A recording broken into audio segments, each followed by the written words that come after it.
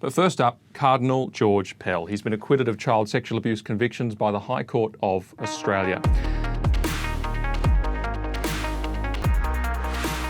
And I know I don't have to say it, it shouldn't need to be said because it goes without saying, but my interest in this matter is because I care about victims, I care about justice, I care about the truth. And that's precisely why we're talking about it today. It is to that end that we discuss the fact that the Cardinal has been acquitted, and it's not that he got off on a technicality. This was not a legal mumbo-jumbo outcome. This was a unanimous decision of 7 judges. It was clear, it was decisive, it was sharp, and it was authoritative, and it exposed fundamental gaps that should not have been there for such a superior court in the Victorian Court of Appeal's judgment. It highlighted a wide range of errors of both fact and law. This was about as powerful a rebuke as what the High Court can give to the Victorian Court of Appeal, and it addressed serious failures. The High Court said that there was, quote, there was a significant possibility that an innocent person has been convicted. Why? Because the evidence did not establish guilt to the requisite standard of proof. Now that's the fundamental point that flows through the entire judgment. And it is a fundamental point in a criminal case. It rests on the fact that guilt must be established beyond reasonable doubt in light of all of the evidence. That's the standard of proof.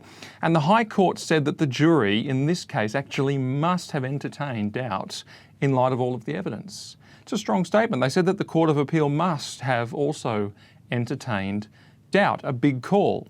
I quote, they said that their honours, that is the Victorian judges, reasoned to satisfaction of the applicant's guilt by discounting a body of evidence that raised lively doubts as to the commission of the offences. Strong words. This is what Pell was accused of. Just to go through the detail for a second.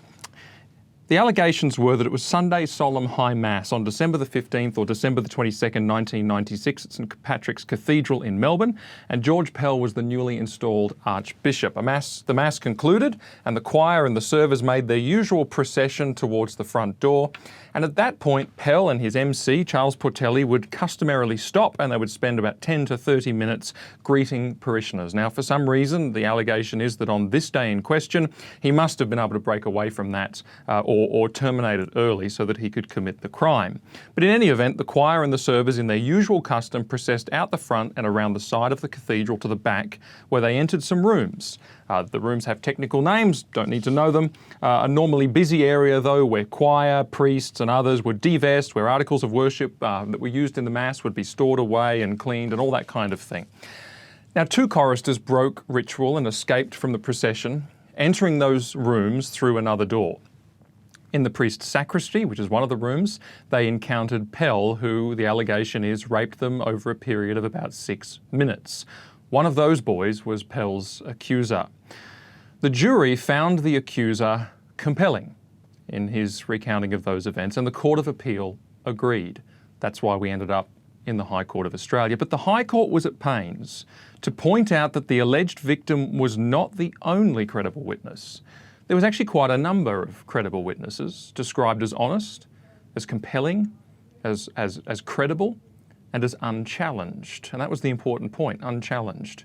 There was Charles Portelli, Master of Ceremonies, Max Potter, the sacristan, Daniel McGlone, altar server, Geoffrey Connor, altar server, Peter Finnegan, cathedral choir marshal, Anthony Nathan, choir boy, Luciano Parisi, choir member, Andrew LaGreca, choir member, Rodney Deering, adult choir member, David Deering, choir member, Dr. Cox, the assistant organist, and many others. Several of these had specific recollection of the days in question because they were memorable days. They were Pell's first solemn high masses as Archbishop at St Patrick's Cathedral. The High Court observed that they displayed general consistency, substantial mutual support, their honesty was not in question, and the High Court called it a powerful, quote, powerful body of evidence. And together, all of these testimonies suggested with remarkable consistency and in some cases specific clarity that firstly, Pell always stopped at the front door of the cathedral and spoke to parishioners as a matter of custom. Never less than 10 minutes, usually longer. And remember, these were his first 2 solemn high masses at St Patrick's, and so he was particularly in demand for people to talk to him. Secondly, Pell was always accompanied in the cathedral. It wasn't permissible for him to be left alone, especially when in his vestments. And he had to be accompanied to the sacristy to divest because of the ritual nature of that process. And this was all part of Charles Portelli's job description. Thirdly, the sacristy at any time in which the activity in question could possibly have occurred was an absolute hive of activity, with comings and goings and many people involved, etc. Now, the High Court observed that religious ceremonies follow solemn ritual. They're inflexible. And the memories of the witnesses were in some cases specific, including one who introduced his mother to Pell on one of the Sundays in question as he greeted parishioners. The court also noted that the alleged victims, if they had broken away from the procession as claimed, they would have in fact entered the priest's sacristy, which is the particular room in question where the assaults allegedly took place, once the servers were already in there, because they actually went around and took a longer route. And certainly there wouldn't have been 6 minutes of time. Back to the original point then, the question was asked, could this possibly be guilt established beyond reasonable doubt in light of all the evidence? And the High Court said, well, no. And they went further, saying there is a significant possibility that an innocent person has been convicted, as I said before. Now, that's a basic overview of the case, which I read in detail last night. Let me put it this way, and maybe this is more tangible for people. If we care about justice, it helps for us to think of it like this. What would this case mean if it were upheld? A single witness, more than 20 years later, no corroboration, extensive contradictory evidence, seeming implausibility. What if that reality could put a man in prison for the best part of his life and ruin him in every practical way? Pell has already spent more than 400 days in jail, most of which in solitary confinement. He's already lost his very senior role in the Vatican and so on. Now, the answer is very obvious. This is no basis for justice. This is no way to find and to uphold truth. It just cannot be permitted as a precedent. If it were permitted, then nobody would be safe from false imprisonment. The standard of proof would be so low as to be impossible not to satisfy. It should never have happened. And the fact that the Victorian Court of Appeal could, I quote, reason to satisfaction of the applicant's guilt by discounting a body of evidence that raised lively doubts as to the commission of the offences, that is a straightforward perversion of the justice system. To bring a man down not because it's beyond reasonable doubt that he's actually done wrong, but because it seems of who he is, because he's not well liked, because of other extraneous considerations. Now, I don't know Cardinal Pell. I don't know the alleged victim. I don't make any comment about the guilt or innocence of either, and yet I do know that the High Court has made the right call. Reading the decision, nothing could be clearer, nothing could be sharper. Now, before I move on, I want to show briefly how this rotten fruit, this really bad case, started from rotten roots. The Victoria Police, without any complaints, without evidence, started an operation called Operation Tethering. It was a police task force designed to find a crime and to find a complainant, neither of which it knew existed. It did so on the assumption that such things existed. Now, that's highly unusual. Barrister Robert Richter questioned Detective Superintendent Paul Sheridan over his operation at the Melbourne Magistrates Court in 2018, saying, Operation Tethering, that wasn't a Get Pell operation, was it? Superintendent Sheridan responded, I guess you could term it that way that you did, but I wouldn't term it that way. You know, by December 2015, so this operation was started in 2013, by December 2015, the Victoria Police actually advertised for complainants to come forward. A Guardian article published on December the 22nd bore the headline, Victoria Police Seek Victims of Sexual Assault at St Patrick's Cathedral. You know, eventually, after quite a bit of time, the police found their complainant. Then they charged Pell with, it seemed, no further evidence. And despite interviewing people whose testimony the High Court ultimately found compelling.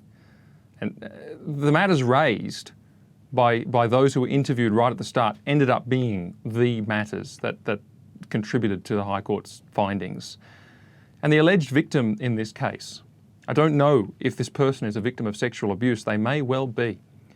But they're certainly a victim of a disgraceful police operation which amplified their pain by dragging them in to a witch hunt against a person and dragging them along every step of the way over years through a case that was never going to survive. It was never going to survive High Court scrutiny. And you know, something is really wrong in the state of Victoria. This is the state whose police force charges the peaceful victims of violent protests, like Lauren Southern, for example, $60,000 for their police services. Not the violent protesters, but the person who's been protested who's peaceful. It's the state whose police force has multiple times refused to send adequate resources to protect ACL events from violent protesters. I have stood outside events being protested where violence has broken out and pleaded with police officers to do something to stop people trying to access the premises and stop people blockading the premises and entering the premises. And they did nothing. And afterwards, when we sought to complain, they threatened to charge our supporters with assault because our supporters had to push through the crowd to get to the door, and they did nothing more than that. So again, who are the victims here? This is the state whose judiciary taints their judgment with the most basic of legal errors, getting the standard of proof wrong. There's nothing more basic than that, and this is the Court of Appeal. This is the state where Premier Daniel Andrews puts out a media statement saying, "I make no comment about today's High Court decision, but I have a message for every single victim and survivor of child sexual abuse. I see you, I hear you, I believe you." Now, of course, he is commenting on that day's decision of Cardinal Pell. He's saying he's not. But here's the thing, an accusation is not a proven fact. That's why the justice system exists, to find the truth. Not based on who said it, whether they assert that they're a victim, but based on what can be demonstrated actually happened, to try and find out who is actually guilty. But see, that's the principle that he articulates from the top.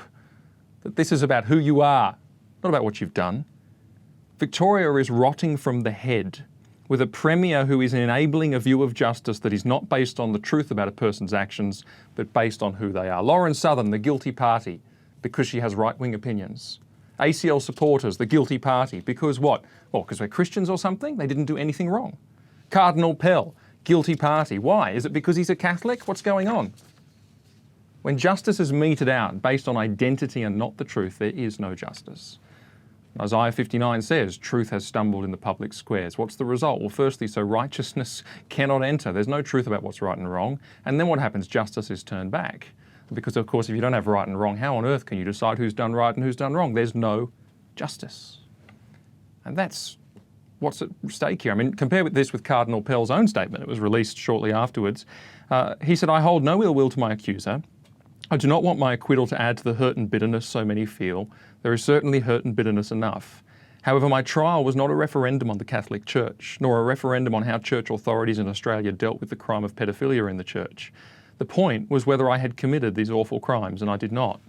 The only basis for long-term, and this is the point, the only basis for long-term healing is truth, and the only basis for justice is truth, because justice means truth for all." And he goes on to thank various people. You know, without that timeless principle, justice will be meted out based on identity, based on belief, based on perception, based on irrelevant considerations and biases, and not the truth about what people have actually done. And if we get to that stage, there is no justice at all. It is that important, and there's something not right in what's going on in the state of Victoria, and this case is the latest demonstration of that. Again, I say this because I actually do care about justice.